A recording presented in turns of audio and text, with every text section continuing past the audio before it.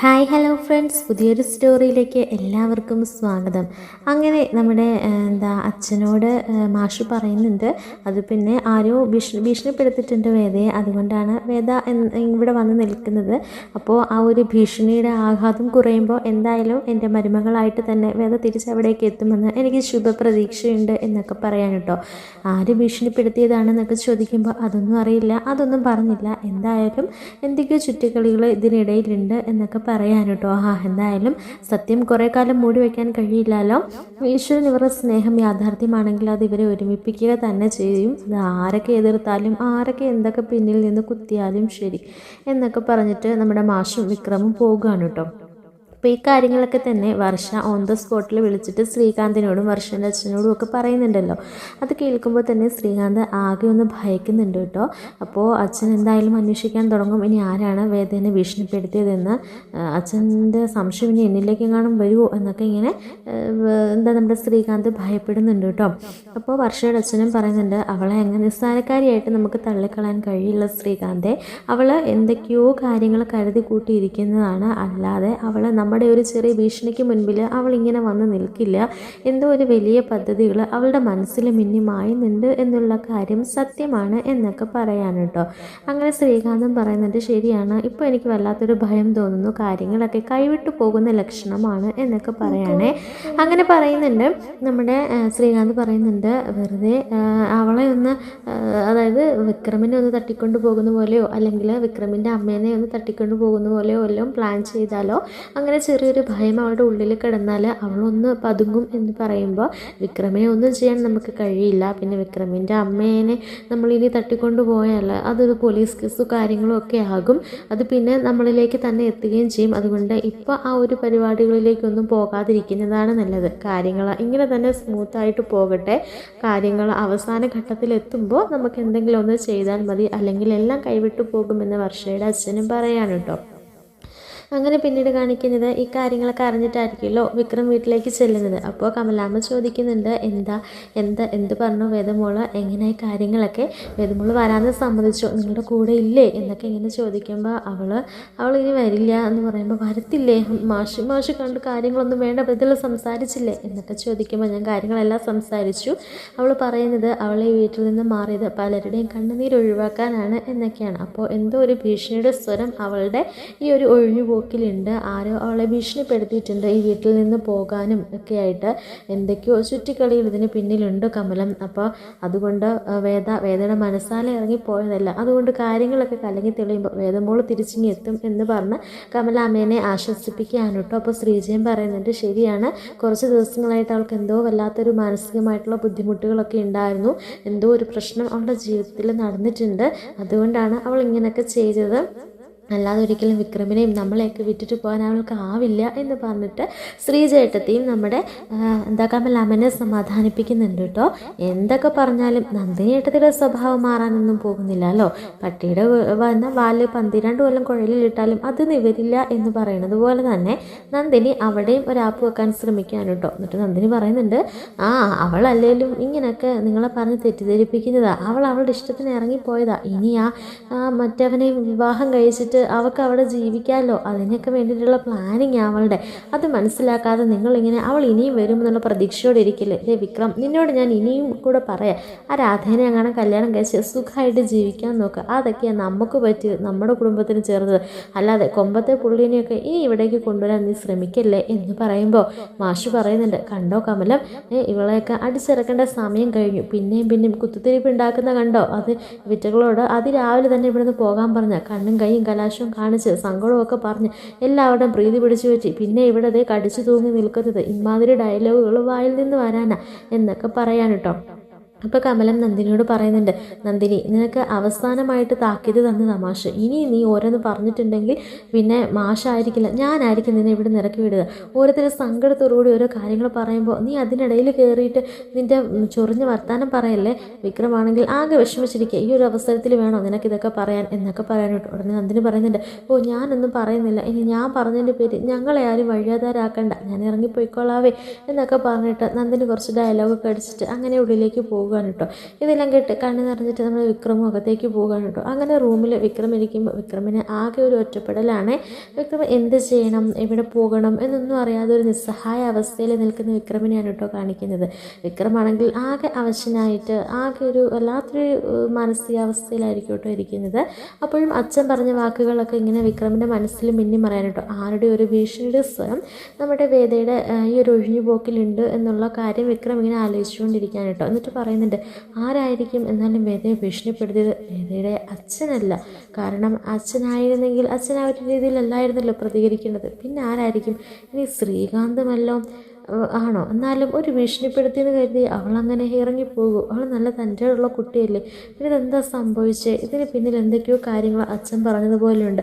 എന്തായാലും അതെല്ലാം കണ്ടുപിടിച്ച് വേദനെ തിരികെ ഇവിടേക്ക് തന്നെ കൂട്ടിക്കൊണ്ടുവരണം എന്നൊരു ഉറച്ച തീരുമാനമെടുക്കാനോട്ടോ വിക്രം.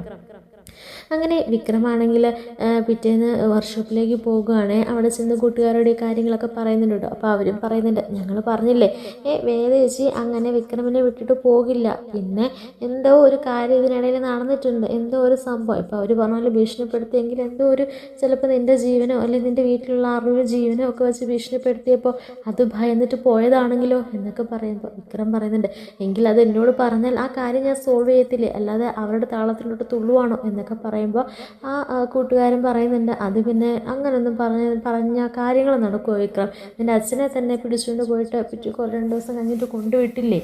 അപ്പോൾ അതൊക്കെ ചിലപ്പോൾ വേദന പേടിപ്പിക്കാനായിരുന്നെങ്കിലോ? അങ്ങനെ നമുക്ക് ചിന്തിക്കാം എന്നൊക്കെ പറയാനുണ്ടോ. അങ്ങനെ കാര്യങ്ങളെല്ലാം കൂട്ടി യോജിപ്പിച്ച് നോക്കുമ്പോൾ വിക്രമിന് മനസ്സിലാകുകയാണ് കേട്ടോ. അപ്പോൾ അച്ഛൻ്റെ തിരോധാനം ഇതിൻ്റെ ഈ ഒരു വഴിത്തിരിവിലേക്ക് എത്തിച്ചതും എല്ലാം ഒരേ സംഭവങ്ങൾ തന്നെയാണ്. അപ്പോൾ വേദ എന്നിൽ നിന്നും അകന്നു നിൽക്കാൻ വേണ്ടിയിട്ട് തന്നെ കരുതിക്കൂട്ടി ആരോ ചെയ്തത് അത് മിക്കവാറും ആ ശ്രീകാന്ത് ആയിരിക്കും, അല്ലാതെ വേറെ ആരുമല്ല എന്നൊക്കെ പറയാൻ കേട്ടോ. അപ്പോൾ ദർശനോ മറ്റോ എന്നിങ്ങനെ ചോദിക്കുമ്പോഴത്തേനും വിക്രം പറഞ്ഞിട്ട്, ദർശൻ അത്രക്കാരനൊന്നുമല്ല, ദർശൻ ഒരു മൈൻഡേ അല്ല, ദർശനല്ല, ഇത് ശ്രീകാന്തിൻ്റെ പരിപാടി തന്നെയാണ്.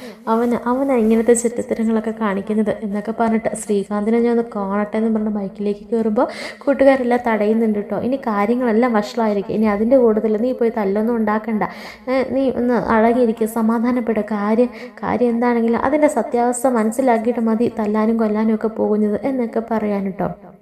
അങ്ങനെ പിന്നീട് കാണിക്കുന്നത് നമ്മുടെ ശ്രീകാന്തിനെ ചെന്ന് കാണാനിട്ടോ വിക്രം. എന്നിട്ട് പറയുന്നുണ്ട്, നിൻ്റെ പ്ലാനും പദ്ധതിയെല്ലാം വർക്കൗട്ട് ആയില്ലേ എന്ന് ചോദിക്കുമ്പോൾ, എന്ത് പ്ലാൻ, എന്ത് പദ്ധതി, നിനക്ക് എന്താടാ?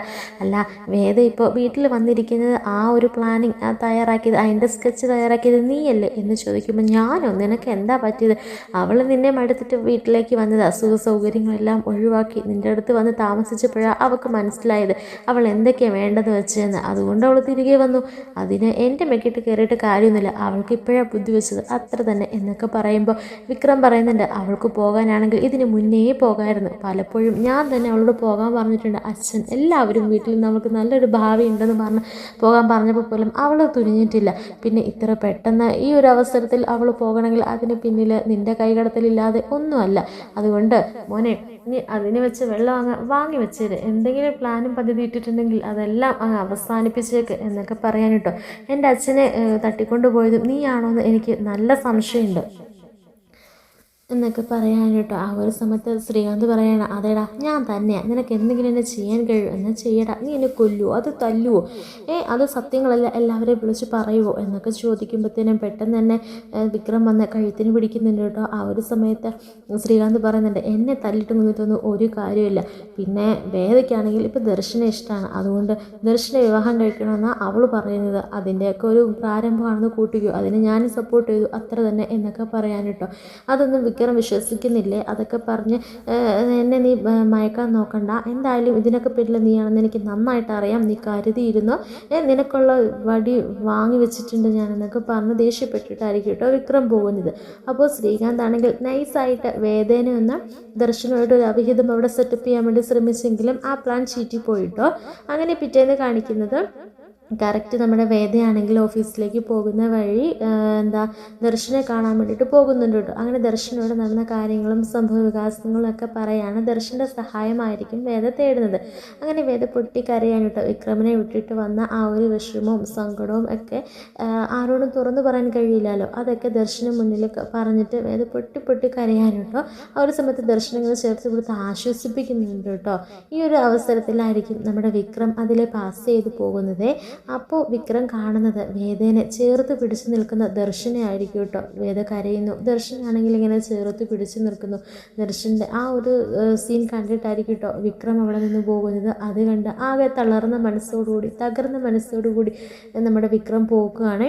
എന്നിട്ട് ശ്രീകാന്ത് പറഞ്ഞ കാര്യങ്ങളും വിക്രമിൻ്റെ മനസ്സിൽ ഇങ്ങനെ ഉണ്ടായിരിക്കും കേട്ടോ. അതായത് ദർശനും വേദയും തമ്മിൽ എന്തോ ഒരു ബന്ധമുണ്ട്, അതുകൊണ്ടായിരിക്കുമോ വേദ എന്നെ വിട്ടിട്ട് പോയത് എന്നൊക്കെയുള്ള ചിന്തകൾ വിക്രമിൻ്റെ മനസ്സിൽ മിന്നിമറിഞ്ഞുകൊണ്ടിരിക്കുകയായിരിക്കും കേട്ടോ.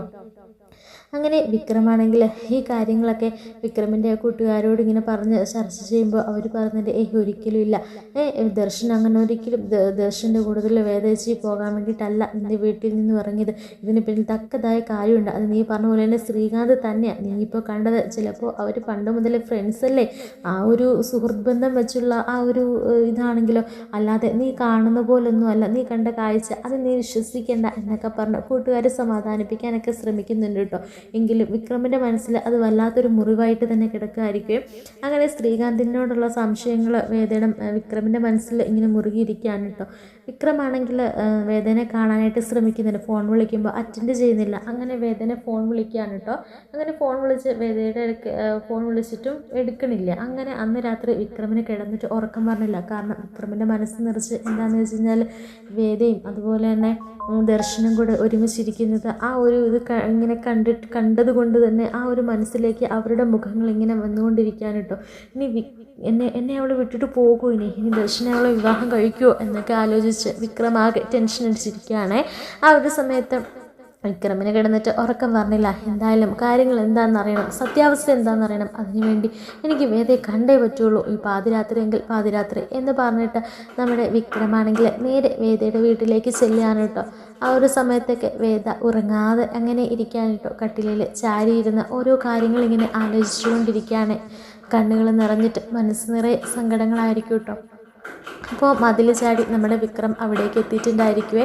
അങ്ങനെ വിക്രമിനെ കണ്ട വേദ എന്താ വിക്രം ഇവിടെ, നീ എന്തിനാ ഇപ്പോൾ ഇവിടെ വന്നത് ഈ സമയത്ത്? ഞാൻ പറഞ്ഞില്ലേ കാര്യങ്ങളെല്ലാം ഞാൻ പറഞ്ഞില്ലായിരുന്നോ? എനിക്ക് നിങ്ങളെ കാണണമെന്നില്ല, ഞാൻ എല്ലാം അവസാനിപ്പിച്ചിട്ടല്ലേ അവിടെ വന്നത്, വീണ്ടും ഇങ്ങനെ വന്ന് എന്നെ ശല്യപ്പെടുത്തണോ എന്നൊക്കെ ചോദിച്ചിട്ട് വേദയാണെങ്കിൽ ദേഷ്യപ്പെടാനും ഒക്കെ ഇങ്ങനെ ശ്രമിക്കുന്നുണ്ടെങ്കിലും വേദയെക്കൊണ്ട് അതിന് കഴിയുന്നില്ല കേട്ടോ. അപ്പോഴും വിക്രം വന്നിട്ട് അടുത്ത് നിന്നിട്ട് വേദയുടെ കൈകളിങ്ങനെ പിടിച്ചിട്ട് പറയുന്നുണ്ട്, നിനക്ക് എന്താ പറ്റിയത് കാര്യം അങ്ങനെ വിക്രമിനോട് പറയുന്നുണ്ട്, വിക്രം നീ ഇപ്പോൾ ഇവിടെ നിന്ന് പോ, ഞാൻ പറഞ്ഞല്ലോ കാര്യങ്ങളൊക്കെ കൂടുതൽ വഷളാകും എന്നൊക്കെ പറയുമ്പോഴത്തേക്കിന് വിക്രം പറയുന്നുണ്ട്, എന്ത് വഷളാകുന്നു, ഇതിനൊക്കെ പിന്നിൽ ആരാണെന്ന് എനിക്ക് നന്നായിട്ടറിയാം. നിൻ്റെ ഏട്ടനായിരിക്കും. എന്നിട്ട് നിൻ്റെ ഏട്ടനോട് എന്താ പറഞ്ഞതെന്നറിയോ, നിനക്ക് ദർശനുമായിട്ടുള്ള വിവാഹം കഴിക്കണം, നിനക്ക് ദർശനെ ഇഷ്ടമാണ്, അതിന് വേണ്ടിയിട്ടാണ് നീ എന്നെ കളഞ്ഞിട്ട് ഇവിടേക്ക് വന്നത് എന്നൊക്കെ പറയുമ്പോഴത്തേക്കിനും ഏട്ടൻ അവനെക്കുറിച്ച് ഒന്നും പറയണ്ട, എന്തെങ്കിലുമൊക്കെ പറഞ്ഞു നടക്കട്ടെ, വിക്രം അതൊക്കെ വിശ്വസിക്കുന്നുണ്ടോ എന്ന് ചോദിക്കുമ്പോൾ ഞാനതൊന്നും വിശ്വസിച്ചിട്ടില്ല, അതുകൊണ്ടല്ലേ ഞാൻ ഇവിടേക്ക് വന്നത്. ഇത് നിൻ്റെ സ്ത്രീയേട്ടൻ തന്നെ കാണിച്ച പരിപാടിയെന്ന് എനിക്കറിയാം. എൻ്റെ അച്ഛനെ തട്ടിക്കൊണ്ടു പോയതും അവൻ തന്നെയാണെന്ന് എനിക്ക് നന്നായിട്ടറിയാം. അല്ലാതെ നമ്മുടെ ജീവിതത്തിലേക്ക് കിടന്ന് കളിക്കാൻ വേറെ ആരും വരില്ല. നീ എൻ്റെ ജീവിതത്തിൽ നിന്ന് ഒഴിഞ്ഞു പോകാൻ ഏറ്റവും കൂടുതൽ ആഗ്രഹിക്കുന്നത് നിൻ്റെ ഏട്ടനും നിൻ്റെ കുടുംബവും.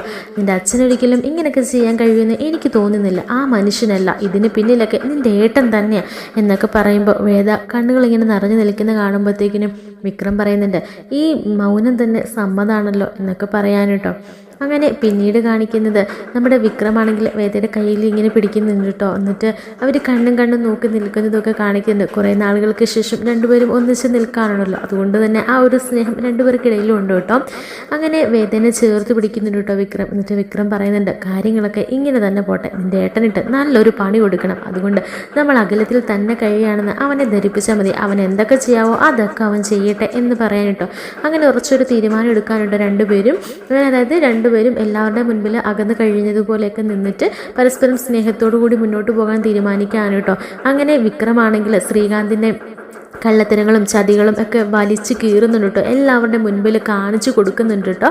അങ്ങനെ ശ്രീകാന്തിനെ അച്ഛൻ അടിക്കുകയും ഒക്കെ ചെയ്യുന്നുണ്ട് കേട്ടോ. അപ്പോൾ ഇതിനൊക്കെ ഇടയിൽ നമ്മുടെ വിക്രമും വേദയും ഒന്നാവുന്ന കാര്യം ആരും തന്നെ അറിയുന്നില്ല കേട്ടോ. അവസാന നിമിഷമായിരിക്കും വേദയും വിക്രമും ഒന്നായിരുന്നു എന്നൊക്കെയുള്ള കാര്യങ്ങൾ സത്യങ്ങൾ മനസ്സിലാക്കുന്നത്. ആ ഒരു സമയത്ത് വല്ലാത്ത അടി തന്നെയായിരിക്കും കേട്ടോ നമ്മുടെ വർഷയ്ക്കും വർഷയുടെ അച്ഛനും ഒക്കെ കിട്ടാൻ പോകുന്നത്. അങ്ങനെ രസകരമായ മുഹൂർത്തങ്ങൾ ഇനി വരാൻ പോകുന്നതേ ഉള്ളൂ.